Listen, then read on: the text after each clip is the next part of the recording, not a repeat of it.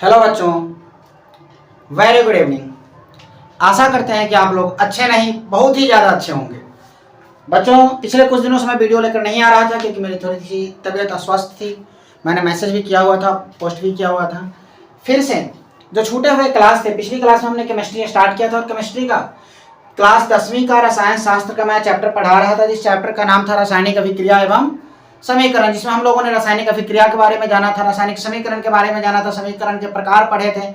आज हम लोग पढ़ने वाले हैं रासायनिक अभिक्रिया के प्रकार के बारे में। आज हम लोग क्या पढ़ेंगे बच्चों? रासायनिक अभिक्रिया के प्रकार। आज हम जानेंगे कि आखिर इस रासायनिक अभिक्रिया के कितने प्रकार होते हैं। तो सबसे पहले बच्चों मैं आपको बता दूं कि रासायनिक अभिक्रिया के प्रकार अलग अलग प्रकार के होते हैं और अलग अलग उनमें गुण पाया जाता है। इसी आधार पर ना रासायनिक अभिक्रिया का वर्गीकरण किया गया है। जैसे पहला आता है संयोजन, दूसरा वियोजन, तीसरा एकल विस्थापन, चौथा उभय विस्थापन, पांचवा वैद्युत अपघटन अभिक्रिया,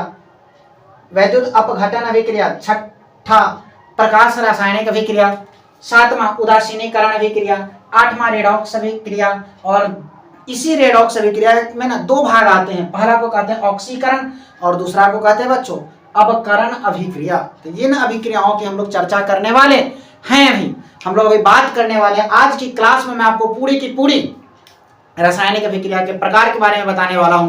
तो धैर्य रखिए और बिल्कुल धैर्य के साथ बैठे रहिए और देखिए कितना मजेदार क्लास होने वाला है। और एक ही क्लास में मैं आपको रासायनिक अभिक्रिया के पूरे प्रकार का, पूरे के पूरे भाग का चर्चा करने वाला हूं और पूरा का पूरा डाउट आपको इस क्लास में क्लियर मैं कर देने वाला हूं। बच्चों आप शांति बनाए रखेंगे बस और चुपचाप देखेंगे, मन को शांत करके।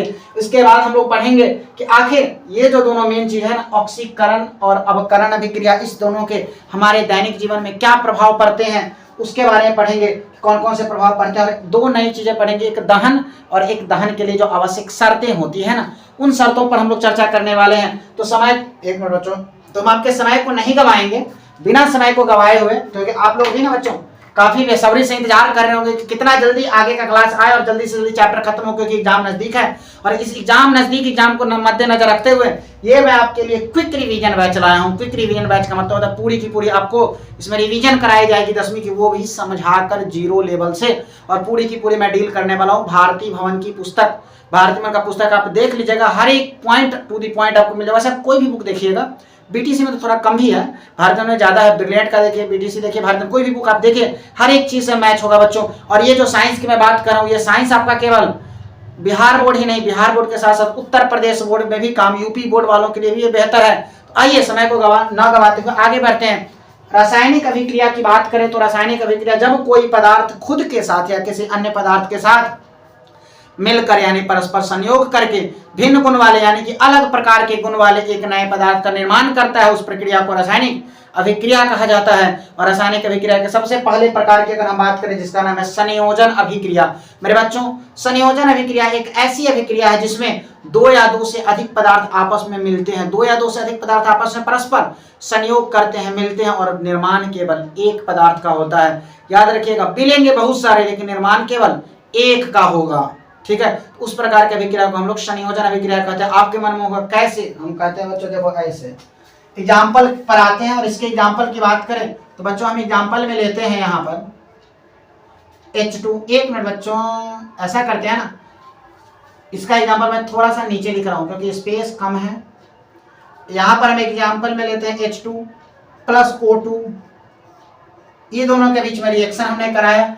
हाइड्रोजन और ऑक्सीजन के बीच बच्चों हमने क्या कराया? आप देख रहे हैं हाइड्रोजन और ऑक्सीजन कितने पदार्थ हैं, एक हाइड्रोजन है और दूसरा ऑक्सीजन है, दो पदार्थ हैं। यहाँ पर दो या दो से अधिक पदार्थ भी हो सकते हैं, लेकिन इसको मिलाएंगे तो जो नया पदार्थ बनेगा उसकी संख्या केवल एक होगी। तो एक नया पदार्थ बनेगा, H2 में O2 को मिलाएंगे तो बनाएगा H2O। हालांकि आपको हमने बच्चों संतुलित करना सिखाया है, अगर ये संतुलित नहीं है तो आपका काम है इसको संतुलित कर लेना। एक और छोटा सा एग्जांपल लेते हैं कि सर ये तो किताब का एग्जांपल है, समझ में नहीं आ रहा है, एक अपना एग्जांपल लीजिए। मेरे भाई, दैनिक जीवन में ना घरेलू एग्जांपल की अगर मैं बात करूं तो सबसे सस्ता सुविधा एग्जांपल है चाय का बनना। अगर हम चाय बनाते हैं तो किन किन चीजों का उपयोग होता है? आप कहिएगा सर चाय बनाने के क्रम में ना हम चीनी लेते हैं, सबसे पहले क्या लेते हैं सर? चीनी, चाय पत्ती, चीनी लेते हैं, चाय पत्ती लेते हैं, दूध लेते हैं, मन है तो पानी लीजिए, नहीं मन है तो खाली दूध का चाय बनाइए। और इन सभी चीजों को लेकर के क्या करते हैं, गर्म करते हैं। सभी चीजों को लेकर क्या करते हैं, गर्म करना। गर्म होता है, गर्म करने को हम लोग चाहें तो खाली त्रिभुज के चिन्ह के द्वारा भी लिख सकते हैं। और ये सभी चीजों को लेकर के गर्म करते हैं तो एक नए पदार्थ का निर्माण होता है जो कहलाता है चाय। अब देखिए परिभाषा कहता है संयोजन अभिक्रिया की, जब कोई पदार्थ स्वयं अथवा जब दो या दो से अधिक पदार्थ आपस में मिल करके संयोग करके अलग गुण वाले, भिन्न गुण वाले एक नए पदार्थ का निर्माण करते हैं, उसे संयोजन अभिक्रिया। भिन्न गुण क्या होता है ना, ये मैंने पहले क्लास में चर्चा किया था जब मैं रासायनिक अभिक्रिया के ऊपर बात कर रहा था। तो आप चाहें उस वीडियो को जाकर के देखिएगा तो आपको देखिए शुरू से अगर आप क्लास करोगे बच्चों तो हर एक चीज आपको पूर्णतः समझ में आएगी। बीच में क्लास करने पर थोड़ी बहुत आपको दिक्कतें होंगी, लेकिन मैं कोशिश ये करता हूं कि हर एक चीज आपको टू द पॉइंट समझाने की प्रयास रहती है हमारी।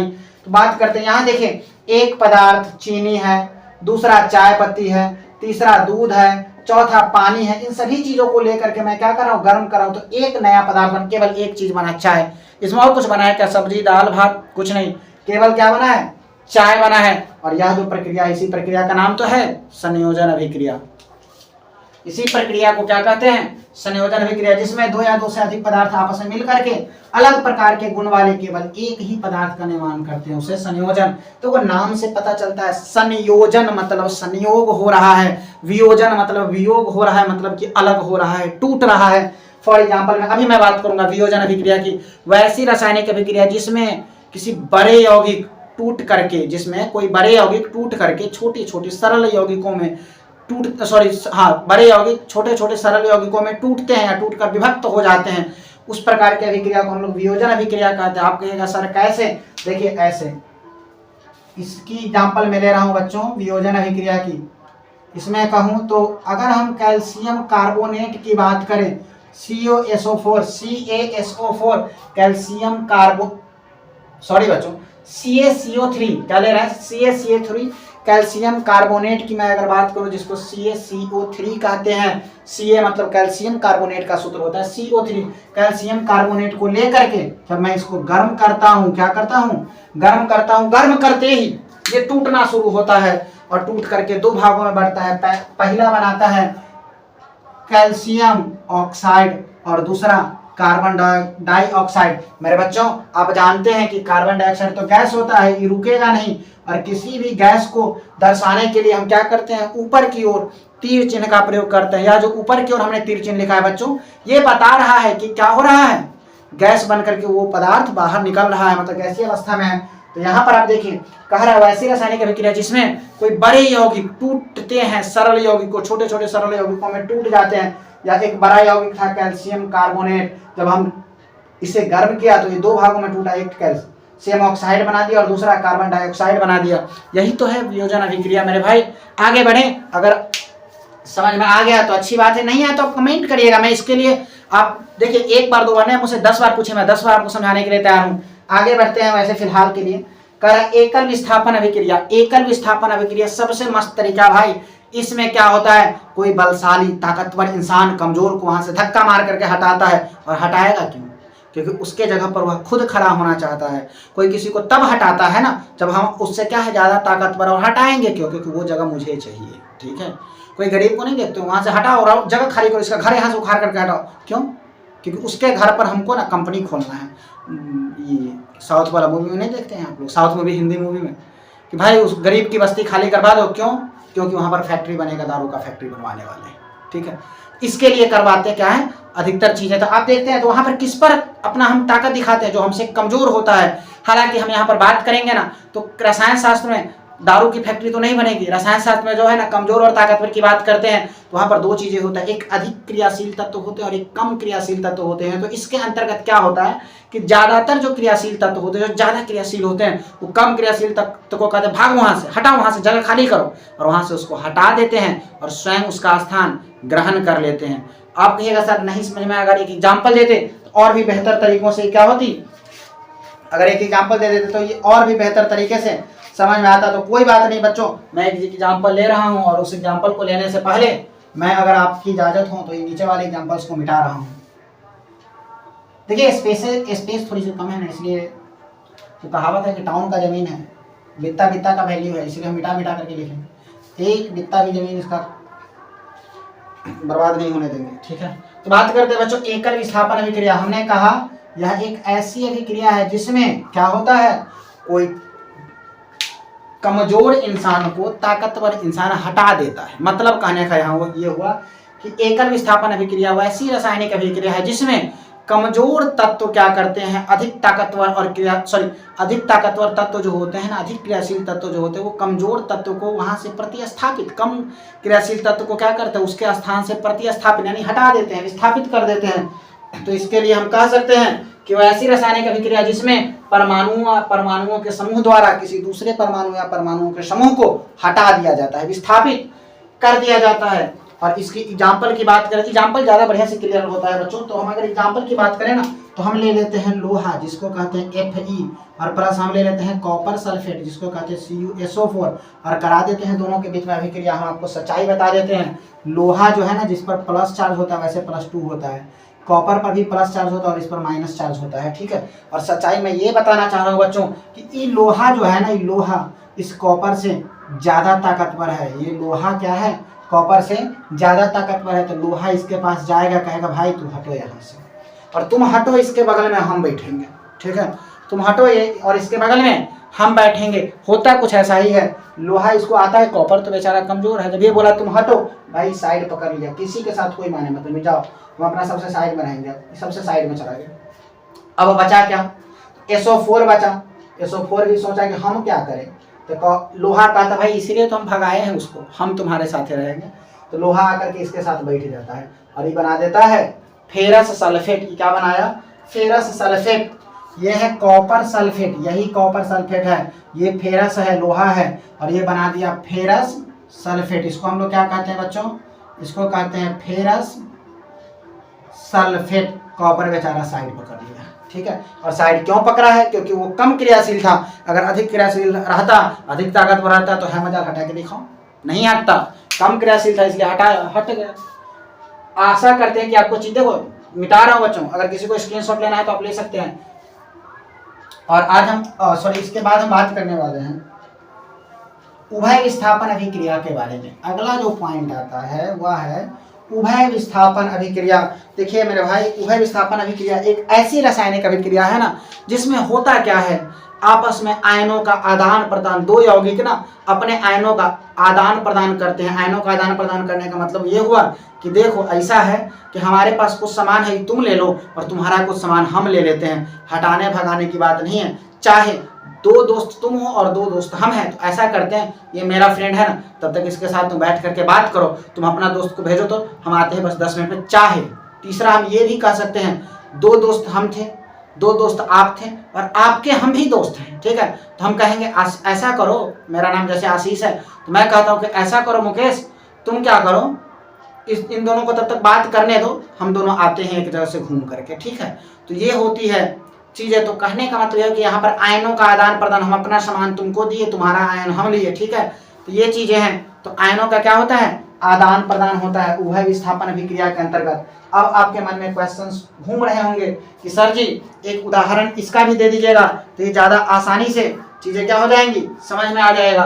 तो हम यहाँ पर ना उभय विस्थापन अभिक्रिया में बच्चों लेने वाले हैं, किसको पता है, AgNO3 सिल्वर नाइट्रेट को। किसको लेंगे, सिल्वर नाइट्रेट को हम ले रहे हैं। किसको ले रहे हैं, AgNO3 प्लस NaCl यानी सोडियम क्लोराइड, और दोनों का हम अभिक्रिया करा देंगे। जब हमने AgNO3 यानी कि इसको कहते हैं सिल्वर, ये है नाइट्रेट, NO3 का मतलब नाइट्रेट होता है और Ag का मतलब सिल्वर होता है, तो मिलकर के क्या बनाया, सिल्वर नाइट्रेट बनाया। और NaCl का मतलब होता है सोडियम क्लोराइड, सॉरी क्लोराइड नहीं होता, सोडियम क्लोराइड होता है। तो सिल्वर नाइट्रेट और सोडियम क्लोराइड की जब अभिक्रिया कराते हैं तो हम जानते हैं होता क्या है, होता कुछ ऐसा है कि इसके पास प्लस है और बगल वाले में माइनस है, इस पर प्लस है और इसके बगल में माइनस है। हमेशा याद रखना, प्लस वाला माइनस वाले के पास जाता है और माइनस वाला प्लस वाले के पास जाता है, ठीक है।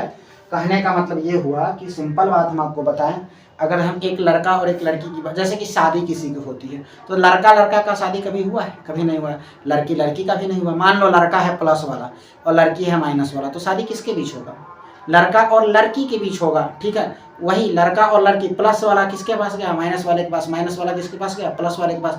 ऐसा नहीं ना प्लस वाला का देखा देखी प्लस वाला के साथ हो गया कि हमारा बेटा का शादी करना है, आपके बेटा से करना चाहते हैं, ये हो ही नहीं सकता है। तो कुल मिलाकर कहने का मतलब ये हुआ बच्चा, ये बेटा है, ये बेटी है, ये बेटा है और ये बेटी है। देखो समझो आसान भाषाओं में, ठीक है, लिख नहीं देना परीक्षा में कि ये बेटा है ये बेटी है, मतलब ऐसा नहीं लिख देना, ये बेटा है और ये क्या है, बेटी है। तो यह बेटा जो है ना लड़का वाला गया और इस लड़की के साथ इसका शादी तय हुआ। यह बेटा है, ये लड़का वाले का शादी तय हुआ इसके साथ। आयनों का आदान प्रदान करने का मतलब ये हुआ कि ये अपने बेटा का शादी इसके बेटी के साथ कराएं और अपने बेटी का शादी उसके बेटा के साथ कराएं। चाहे हम कह सकते हैं प्लस वाला माइनस वाला, ये अपने माइनस वाले को इसके प्लस वाले के पास भेजेगा तो क्या होगा, देखिए होता कुछ ऐसा है। सोडियम है ना, सोडियम को हम लोग धातु कहते हैं, सोडियम ऐसे धातु है ही, Na और NO3 है। एक चीज हमेशा याद रखना बच्चों कि प्लस वाला पहले लिखाता है, माइनस वाला बाद में, प्लस वाला पहले माइनस वाला बाद में, प्लस वाला पहले माइनस वाला बाद में, हमेशा पहले प्लस वाला फिर माइनस वाला। NaNO3 मतलब बना दिया सोडियम नाइट्रेट, यहाँ था सिल्वर नाइट्रेट AgNO3, यहाँ बना दिया NaNO3 मतलब सोडियम नाइट्रेट, बगल में NaCl मतलब सोडियम क्लोराइड, और यहाँ पर जो Cl बचा है ये Ag के पास जाएगा तो ये बना देगा AgCl। क्या बना दिया, AgCl। और आपको बता दी AgCl जब बनता है तो पिंडी में जम जाता है और इसी को कहते हैं अवक्षेप का बनना। और जो चीजें जम जाती है ना उसको हम लोग नीचे की ओर क्या करेंगे, तीर चिन्ह के द्वारा दर्शा देते हैं। नीचे की ओर क्या करते हैं बच्चों, तीर चिन्ह के द्वारा दर्शा देते हैं। और ये रहा आपके सामने हमने नीचे की ओर क्या किया, तीर चिन्ह के द्वारा दर्शा दिया। और आशा करते हैं कि ये लाइन भी आपको समझ में आया होगा। उभय विस्थापन, देखो चीजों को एंजॉय के साथ पढ़ोगे बच्चों बिल्कुल समझ में आएगा, कुछ भी भारी नहीं है, बिल्कुल आसान है। केमिस्ट्री सबसे आसान विषय हमें केमिस्ट्री लगा और सबसे मजेदार विषय। तुम समय दो हमें, हम भी देंगे वैसे, और असुविधा के लिए खेद है, इतना दिन छुट्टी वुट्टी हो जाता है, ठीक है। आगे बढ़ते हैं, इसको मिटाते हैं बच्चों, क्योंकि देखो देख रहे हो ना कंजस्टेड एरिया है, स्पेस की कमी है। अब एक गाड़ी हटेगा तब ना हम दूसरा का लगाएंगे, ठीक है। नहीं यहाँ पर थोड़ा सा जगह है, यहाँ पर अपना टेम्पू लग जाएगा। तीसरा जो आते हैं बच्चों, तीसरा क्या है, तीसरा आता है वैद्युत अपघटन अभिक्रिया, मतलब सॉरी अगला आता है वैद्युत अपघटन अभिक्रिया। यह ऐसी रासायनिक अभिक्रिया जो विद्युत प्रवाह के कारण, इसमें जब विद्युत प्रवाह मतलब विद्युत धारा करंट पास करवाएंगे तब वैद्युत अपघटन अभिक्रिया होगा। करंट पास करवा देते हैं, एक समान ले लेते हैं, कोई भी एक यौगिक ले लिए, ऐसी रासायनिक अभिक्रिया जिसमें किसी यौगिक में विद्युत धारा मतलब जो वैद्युत प्रवाह के कारण विद्युत धारा प्रवाहित होने के कारण होती है। जैसे आपके मन में होगा कि सर कैसे, तो हम बताते हैं, तो ये इसका उदाहरण है, याद रखना, ठीक है। नहीं बेटा है, किसी को कहीं नोट करना होगा तो फिर दिक्कत हो जाएगी ना। एग्जाम्पल की बात करें तो इसमें कह रहा है, अगर हम बच्चों सोडियम क्लोराइड NaCl ले लेते हैं और इस पर क्या करते हैं, विद्युत धारा प्रवाहित करते हैं, इसके ऊपर लिखना पड़ेगा, जो काम हमने किया है उसको लिखना पड़ेगा, ठीक है। विद्युत धारा अगर इस पर हम क्या करते हैं, NaCl पर प्रवाहित करते हैं तो ये भी दो भागों में टूटता है, टूट के अपने अलग अलग अणुओं में टूट जाता है। एक होता है Na और दूसरा होता है Cl। Na पर प्लस होता है और Cl पर माइनस होता है, जो विद्युत धारा के कारण हुआ, इसी को कहते हैं वैद्युत अपघटन अभिक्रिया। आशा देखो ये आसान था, विद्युत अपघटन अभिक्रिया किसे कहते हैं, ऐसी रासायनिक अभिक्रिया जो वैद्युत प्रवाह के कारण होती है उसे हम लोग वैद्युत अपघटन अभिक्रिया कहते हैं। और आशा करते हैं कि सबसे आसान पॉइंट था तो सबसे आसानी सबको समझ में भी आ गया होगा, ठीक है। तो बच्चों अगर आपको समझ में आ गया है तो इसको हम इरेज करके अगले एग्जाम्पल की तरफ, अगले रासायनिक अभिक्रिया की तरफ बढ़ते हैं, ठीक है। अगला जो अभिक्रिया है मेरे भाई वो है प्रकाश रासायनिक अभिक्रिया। अगला रासायनिक अभिक्रिया कौन सा है, प्रकाश रासायनिक अभिक्रिया। देखो सबसे आसान, सबसे सरल, सबसे सिंपल भाषा में समझाने की हमारा पूरा का पूरा प्रयास है और आशा करते हैं कि आपको पूरा का पूरा सिंपल भाषा में समझ में आ ही जाएगा। प्रकाश रासायनिक अभिक्रिया वैसी रासायनिक अभिक्रिया को कहते हैं, प्रकाश रासायनिक अभिक्रिया हम वैसी रासायनिक अभिक्रिया को कहते हैं जो प्रकाश के उपस्थिति में हो, नामे से पता चलता है। प्रकाश रासायनिक अभिक्रिया मतलब एक रासायनिक अभिक्रिया है ना जो होगा, लेकिन कब होगा, प्रकाश के उपस्थिति में होगा, जब प्रकाश रहेगा। और हम भी जानते हैं कि प्रकाश रात में होता है, क्योंकि लाइन जब आता है, अरे मेरे भाई रात में नहीं, ये लाइन की बात नहीं हो रही है, बात हो रही है सूर्य के प्रकाश की। मतलब सब में तुम लोग हाँ वही होता ही होगा, सोच रहे होगा बैठ के। तुमको बता दे प्रकाश दिन में रहता है और प्रकाश की उपस्थिति कहने का मतलब सूर्य के प्रकाश की। ऐसा नहीं कि टॉर्च जलाएंगे तो पेड़ पौधे बड़े हो जाएंगे, नहीं, सूर्य के प्रकाश की बात होती है। और जो सूर्य के प्रकाश की उपस्थिति में रासायनिक अभिक्रिया होता है उसे हम लोग प्रकाश रासायनिक अभिक्रिया कहते हैं, ठीक है। चलिए इसका एक उदाहरण दे लेते हैं, देखिए सबसे पहला एग्जाम्पल और सबसे आसान एग्जाम्पल, ठीक है, प्रकाश संश्लेषण। सबसे सादी एग्जाम्पल लो, प्रकाश, तो संश्लेषण हम अपनी तरफ से कोशिश कर रहे हैं सही लिखने का, आशा करते हैं सही लिखाया है। प्रकाश संश्लेषण अभिक्रिया में होता क्या है, मानकर चलिए हमारे पास कोने एगो छोटा सा पौधा है, मानकर नहीं चलिए है भाई मेरे पास यही पौधा है, मान के इसे कैसे चल रहे, चलिए ये हमारे पास क्या है, एक छोटा सा पौधा है, इसमें को हमने एक गमला के अंदर में रख दिया, ये जड़ है इसका, ठीक है, मिट्टी के साथ ही खनिज उनिज निकालेगा जो भी निकाला होगा। अब इसको रख दिया ना, क्या लग रहा है पौधा हम ला करके चौकी के नीचे में लगा देंगे तो लगेगा, नहीं लगेगा। इसको लेकर के कहाँ रखना पड़ेगा, वैसे स्थान पर जहाँ पर सूर्य का प्रकाश आता है। अगर घर में लगाएंगे तो हमें खिड़की के पास लगाना पड़ेगा, बालकनी के पास लगाना पड़ेगा, ना तो सबसे बढ़िया बात करके छत पर लगाइए, दरवाजे पर लगाइए जहाँ पर धूप आती है। इसको हमने लगा दिया, यहाँ से सूरज का रोशनी आता है, तो मतलब कहने का ये हुआ, ये पेड़ क्या करता है, ये पौधा क्या करता है, यहाँ से सूर्य का रोशनी ले लेगा। समय समय पर बादलों भगवान क्या करते हैं, बादल देवता पानी देते हैं, मतलब इस पानी को भी ग्रहण करता है। पानी वैसे जाता है जमीन के अंदर और फिर जमीन के अंदर से ऊपर की ओर खिंचाता है। जब बायोलॉजी पढ़िएगा तो हम पढ़ाएंगे कि एक आदमी है जो क्या करता है, नीचे से ऊपर पहुंचाता है सामान, तो एक आदमी बैठ के खाना बनाता है, तो दूसरा आदमी उसको परसने का काम करता है, और इसी को जाइलम फ्लोएम कहते हैं। जब समय आएगा तो बताया जाएगा, इसलिए आप धैर्य और पैसेंस दोनों बना कर रखिए, दोनों चीजें सेम है। आगे बढ़ते हैं, कह रहा है कि सूर्य के प्रकाश में प्रकाश संश्लेषण सूर्य के प्रकाश की उपस्थिति में होती है। और प्रकाश संश्लेषण एक ऐसी प्रक्रिया है जिसमें पेड़ पौधे, आप जानते हैं ना बच्चों कि पेड़ पौधे जो होते हैं ना वो स्वपोषी होते हैं, अपना भोजन स्वयं बनाते हैं पेड़ पौधे। एक मिनट बच्चों,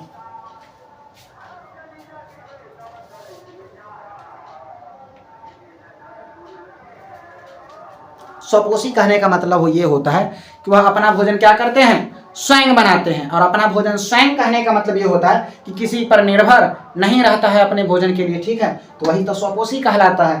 तो यहाँ तक आशा करते हैं कि आपको हर एक पॉइंट हमारी क्लियर समझ में आ गई होगी। तो वही कह रहा है कि यह सूर्य प्रकाश की उपस्थिति में, बादल के उपस्थिति, पानी की उपस्थिति में, और भी कुछ चीजें हैं, क्लोरोफिल होते हैं, इसमें वर्णक पाए जाते हैं, उसका कार्बन डाइऑक्साइड वायुमंडल से ग्रहण कर लेता है। ये क्या है, कार्बन डाइऑक्साइड, इसको CO2 भी कह सकते हैं। कार्बन डाइऑक्साइड ये सब चीजों को क्या करता है, ग्रहण करके अपना भोजन का निर्माण करता है। और यही प्रक्रिया रासायनिक अभिक्रिया कहलाती है, सॉरी प्रकाश संश्लेषण कहलाती है। और प्रकाश संश्लेषण की प्रक्रिया को हम चाहे तो प्रकाश रासायनिक अभिक्रिया भी कह सकते हैं, कोई मना नहीं करेगा। आप आराम से कहीं किसी को स्क्रीनशॉट लेना तो ले भी सकते हैं। अगर किसी बच्चे को स्क्रीन का शॉट लेना है तो आप ले सकते हैं, नहीं लेना है ना तो हम इसको मिटका करके एक रासायनिक प्रकाश रासायनिक का और एग्जाम्पल ले लेते हैं। और सबसे साधारण एग्जाम्पल लेंगे कि जब हाइड्रोक्लोरिक अम्ल का निर्माण होता है तो वो भी क्या होती है, प्रकाश की उपस्थिति में होती है। कहने का कुल मतलब ये हुआ, कुल मिलाकर हम ये कहेंगे कि हाइड्रोजन में अगर हम ऑक्सीजन को हाइड्रोजन में अगर हम क्लोरीन को मिलाते हैं तो HCl बनता है। हालांकि संतुलित नहीं था इसलिए हमने 2 लगा दिया, ठीक है। तो ये जो हाइड्रोक्लोरिक अम्ल बना है ना, ये भी प्रकाश, इसके ऊपर भी लिखाएगा प्रकाश की उपस्थिति में, ठीक है, ये भी प्रकाश के उपस्थिति में होता है, इसीलिए इसको हम लोग प्रकाश रासायनिक अभिक्रिया कह सकते हैं। मेरे भाई अगला आता है उदासीनीकरण अभिक्रिया। वैसी रासायनिक अभिक्रिया है जिसमें अम्ल और भस्म संयोग करके लवण और जल बनाते हैं। बस बात खत्म। अगला चैप्टर में पढ़ाएंगे अम्ल भस्म एवं लवण, तो बढ़िया से समझ में आएगा। फिलहाल हम आपको इतना ही कहेंगे कि इसमें अम्ल और भस्म, अम्ल क्या है भस्म क्या है वो भी आगे हम आपको बताएंगे। फिलहाल इतना जानिए, जो स्वाद में खट्टा हो उसे अम्ल कहते हैं, जो कड़वा हो उसको भस्म कहते हैं। तो इस अभिक्रिया में कुल मिलाकर हम यही कहेंगे कि अम्ल एवं भस्म को जब मिलाएंगे सर तो लवण बनाएगा और साथ ही साथ जल भी है, ठीक है। और यही कहलाता है क्या, यही तो कहलाता है उदासीनीकरण अभिक्रिया ना। अम्ल में HCl ले लीजिए और भस्म में NaOH ले लीजिए। NaOH और HCl की अभिक्रिया के एगो प्लस वाला एगो माइनस वाला, एगो प्लस वाला एगो माइनस वाला, प्लस वाला गया माइनस वाले के पास तो बना दिया H मिला करके 2 H H2O और प्लस Na गया उन्हें, मतलब Cl के पास बना दिया NaCl, हो गया NaCl प्लस H2O। NaCl जो है यही तो हमारा नमक है और H2O का मतलब जल और NaOH भस्म था और ये अम्ल था, हो गया। यही अभिक्रिया उदासीनीकरण अभिक्रिया कहलाता है। अगला आता है बच्चों रेडॉक्स अभिक्रिया। रेडॉक्स अभिक्रिया वैसी रासायनिक अभिक्रिया को कहते हैं जिसमें ऑक्सीकरण और अवकरण दोनों अभिक्रियाएं हमेशा साथ साथ होती है। ये दोनों जब समझोगे तो वो भी समझ में आ जाएगा। रेडॉक्स अभिक्रिया वैसी रासायनिक अभिक्रिया को कहते हैं जिसमें ऑक्सीकरण और अवकरण ये दोनों अभिक्रिया एक के साथ होता है, ठीक है। वैसे अलग अलग भी होता है, लेकिन जब एक साथ हुआ तो उसको क्या कहेंगे, रेडॉक्स अभिक्रिया कहेंगे। अब आपके मन होगा सर पहले ये है क्या, ऑक्सीकरण नहीं है, ऑक्सीकरण है। ऑक्सीकरण अभिक्रिया क्या है, अवकरण अभिक्रिया क्या है, इतना बता दीजिए। तो हम आपको बताते हैं बच्चों, सबसे पहले हम ये कहना चाहेंगे, अगर आपको समझ में आ गया है तब इस उदाहरण को मिटाएंगे, नहीं तो किसी को नोट करना है तो स्क्रीनशॉट ले लीजिए, नोट बाद में निश्चिंत से अब इस चीज को करते रहिएगा।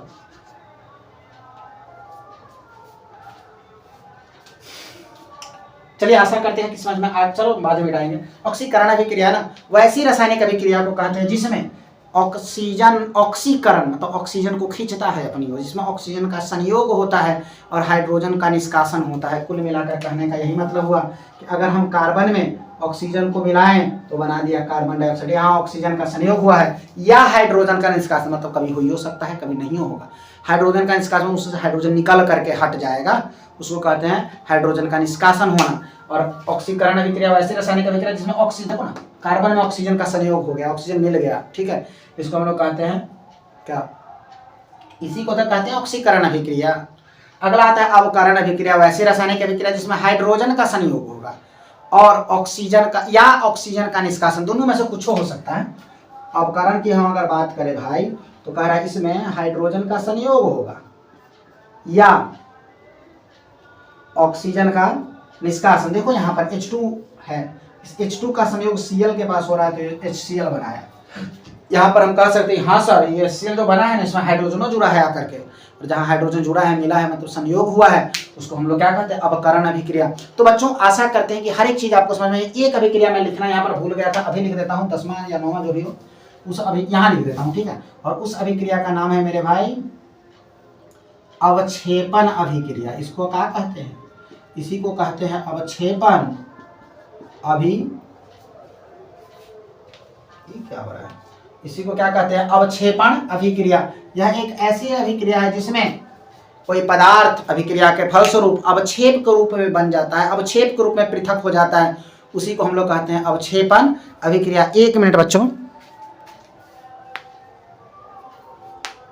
चलिए सब कुछ तो सही है, उसी को हम लोग क्या कहते हैं, अवक्षेपण अभिक्रिया कहते हैं। कहने का मतलब ये हुआ, अवक्षेपण अभिक्रिया का आप साधारण एग्जांपल आप समझ सकते हैं, अभी मैंने दिखाया था उभय विस्थापन अभिक्रिया में क्या किए थे, तो आप कहेगा सर जी AgNO3 था, सिल्वर नाइट्रेट जिसको आप बोले थे, और एगो NaCl था, और दोनों का आप अभिक्रिया कराए थे, एगो है प्लस वाला दूसरा माइनस, एगो प्लस दूसरा माइनस।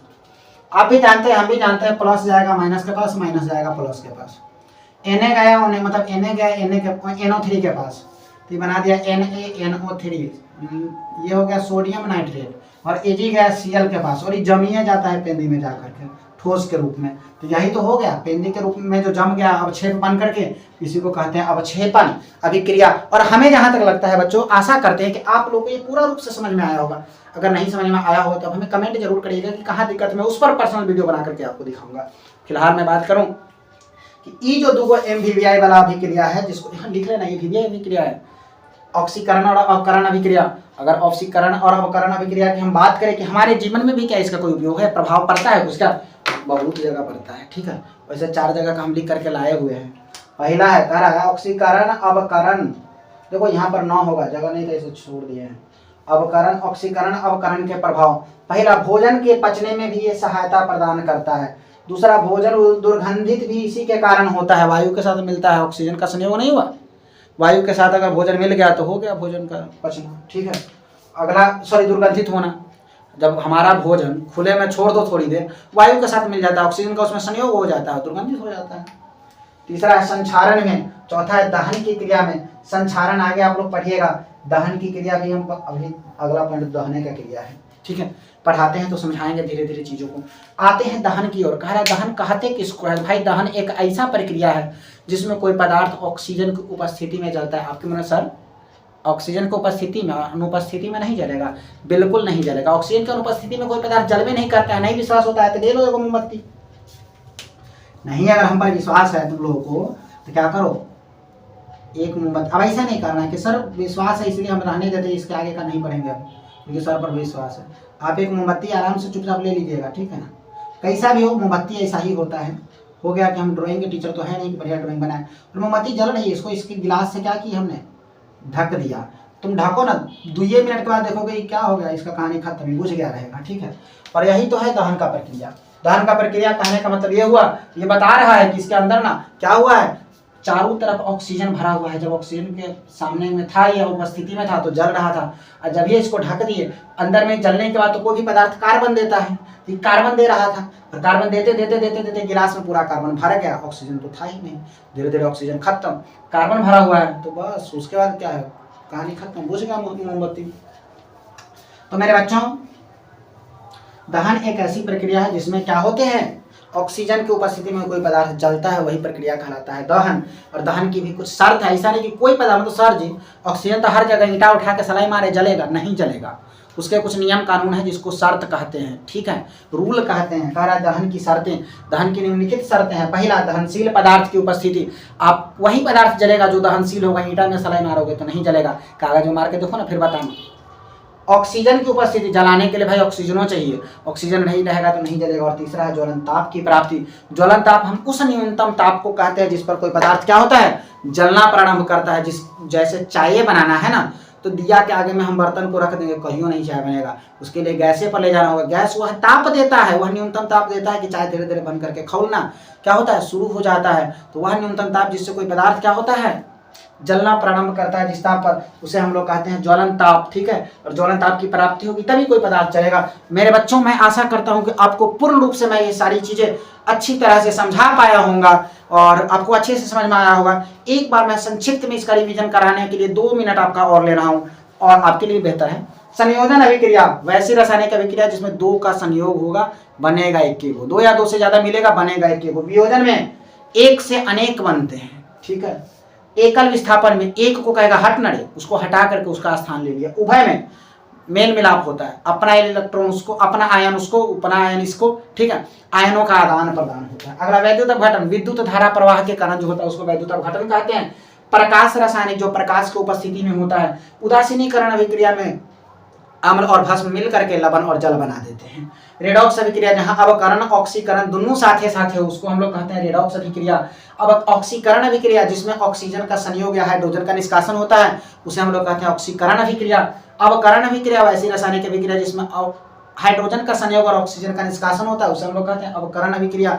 वैसी रासायनिक अभिक्रिया जिसमें कोई ठोस पदार्थ अभिक्रिया के फलस्वरूप ठोस पदार्थ पृथक हो जाता है, विलयन से अलग हो जाता है, पेनिया में जम जाता है, उसको हम लोग कहते हैं अवक्षेपण अभिक्रिया।